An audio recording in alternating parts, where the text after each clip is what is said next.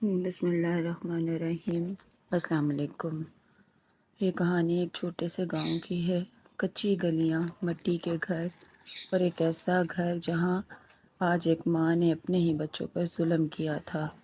8 سال کا علی اور 2 سالہ چھوٹی بہن مریم کو گود میں لیے چارپائی پر بیٹھا تھا۔ مریم کا چہرہ بخار اور بھوک سے جل رہا تھا۔ آنکھوں سے آنسو رکنے کا نام نہیں لے رہے تھے۔ گھر کے اندر اس کی ماں سائرہ آئینے کے سامنے کھڑی میک اپ کر رہی تھی۔ اس کے چہرے پر ماں والی نرمی نہیں تھی، بلکہ خود غرضی صاف نظر آ رہی تھی۔ وہ بار بار دروازے کی طرف دیکھ رہی تھی، جیسے کسی کا انتظار ہو۔ ادھر اس کا شوہر اکرم شہر میں مزدوری کرنے گیا ہوا تھا۔ وہ صبح یہ سوچ کر گیا تھا کہ شام کو بچوں کے لیے پھل اور بیوی کے لیے کپڑے لے کر آئے گا، مگر اسے کیا خبر تھی کہ آج اس کی زندگی بدلنے والی ہے۔ بیمار بچی اور بے حس ماں مریم کو تیز بخار تھا۔ علی ڈرتے ڈرتے ماں کے پاس گیا۔ امی، مریم کو بہت تیز بخار ہے، کچھ کھلا دو نا۔ سائرہ نے غصے سے کہا، مجھے تنگ مت کرو، اپنے باپ کا انتظار کرو۔ علی کا دل ٹوٹ گیا۔ وہ بہن کو لے کر باہر بیٹھ گیا اور اس کے ماتھے پر گیلا کپڑا رکھنے لگا۔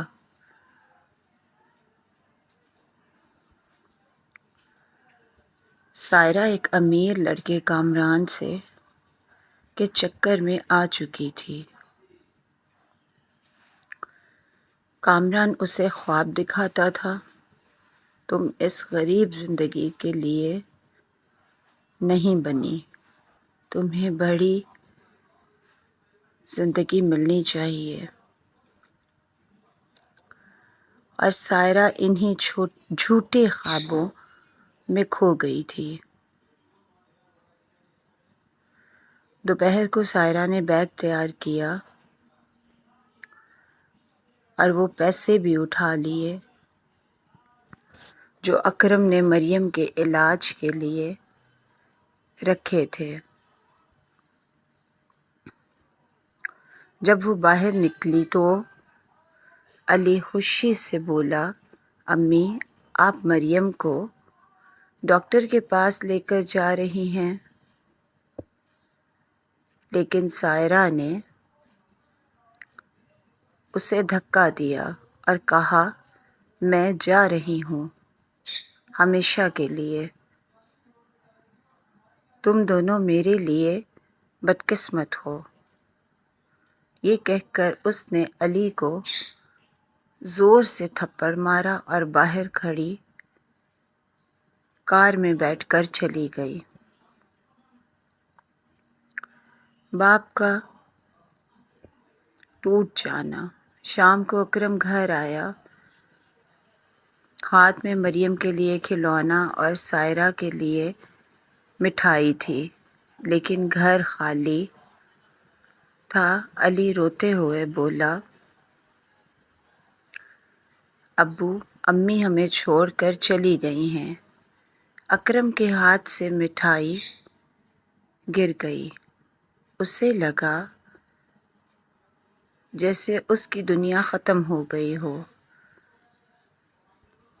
مریم کی حالت خراب تھی۔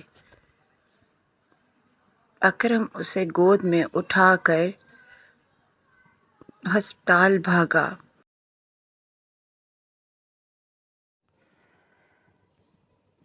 پیسے نہیں تھے۔ اس نے اپنی زمین بیچ دی۔ صرف اپنی بیٹی کو بچانے کے لیے۔ ادھر سائرہ کی نئی زندگی شروع میں سائرہ کو عیش و آرام ملا، لیکن جلد ہی کامران کا اصل چہرہ سامنے آ گیا۔ وہ جوا کھیلتا تھا اور ایک دن اس نے سائرہ کو ایک جواری کے ہاتھوں بیچ دیا، طلاق بھی دے دی۔ وہ جواری بہت غلط انسان تھا، وہ اتنا ظلم کرتا تھا اس پہ کہ ایک دن سارہ اس کے گھر سے بھاگ گئی۔ اسی لمحے سائرہ کو اپنی غلطی کا احساس ہوا، مگر بہت دیر ہو چکی تھی۔ 6 سال بعد اکرم نے محنت کر کے سب کچھ دوبارہ بنا لیا۔ علی بڑا ہو کر پڑھائی میں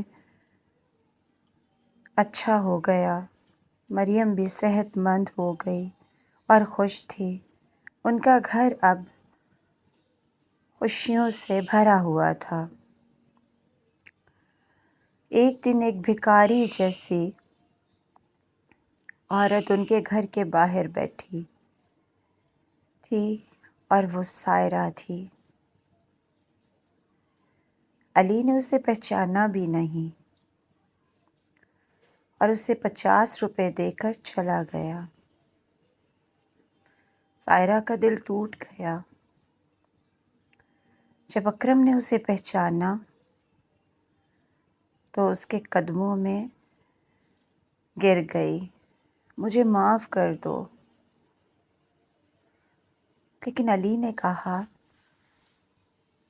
میری ماں تو اس دن مر گئی تھی جس دن وہ ہمیں چھوڑ کر گئی تھی۔ مریم بولی، میرے پاس صرف ابو ہی ہیں۔ اکرم نے کہا، میں تمہیں معاف کرتا ہوں، لیکن اس گھر میں تمہارے لیے جگہ نہیں ہے۔ سائرہ چلی گئی۔ کچھ دن بعد گاؤں والوں کو ایک لاش ملی اور وہ سائرہ تھی۔ اکرم نے خاموشی سے اس کی تدفین کر دی اور بچوں کو کچھ نہیں بتایا۔ جو ماں اپنی اولاد کو چھوڑ دیتی ہے اسے دنیا کی کوئی خوشی سکون نہیں دے سکتی، اور جو باپ اپنے بچوں کے لیے کھڑا ہو جائے وہ اکیلا ہو کر بھی پوری دنیا جیت لیتا ہے۔ اگر آپ کو یہ کہانی اچھی لگی ہو تو اپنی رائے کا اظہار کمنٹ میں ضرور کیجیے گا۔ اللہ پاک ہم سب کا حامی و ناصر ہو، آمین ثم آمین۔ جزاک اللہ۔